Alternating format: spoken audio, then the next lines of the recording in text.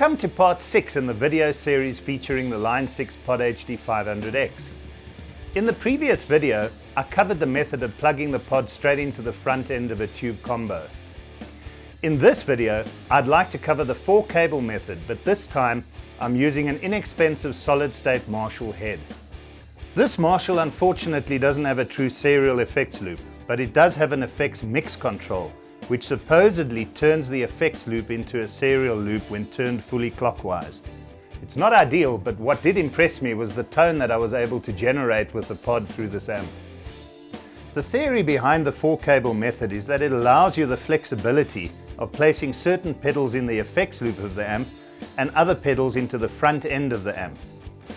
Distortions, overdrives and compressors usually sound better when plugged into the front end of an amp because they're going straight into the preamp section. Other pedals such as modulation, reverb, delay normally sound better when placed after the preamp. This is achieved by using the amp's effects loop. There are certain advantages and disadvantages to using this method. The obvious advantage is that you'll be getting the best out of your pedals while providing the greatest flexibility. The disadvantage would be all the extra cables, which can become untidy and a lot more complicated.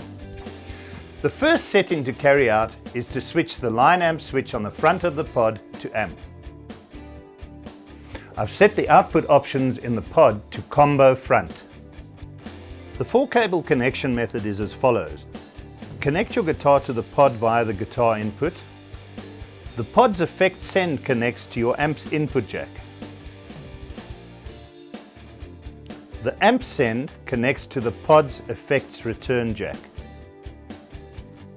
The pod's 1/4 inch left output then connects to the amp's return jack.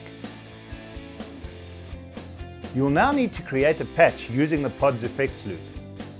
So select a blank patch and under the effects, go right to the end and select effects loop.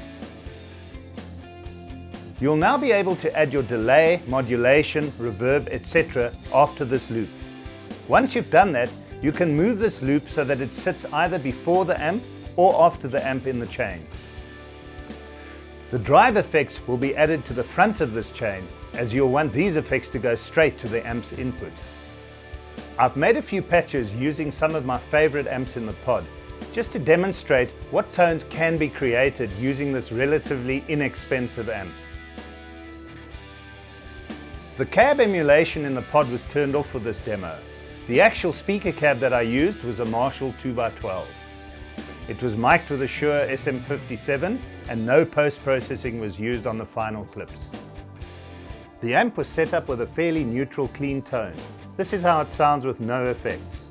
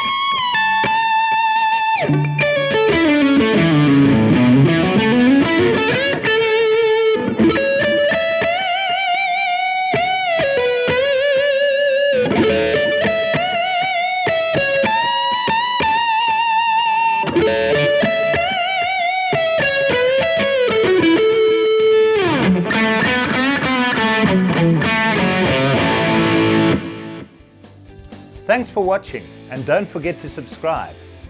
There are a number of patches on my website for download, www.peterhanmer.co.za.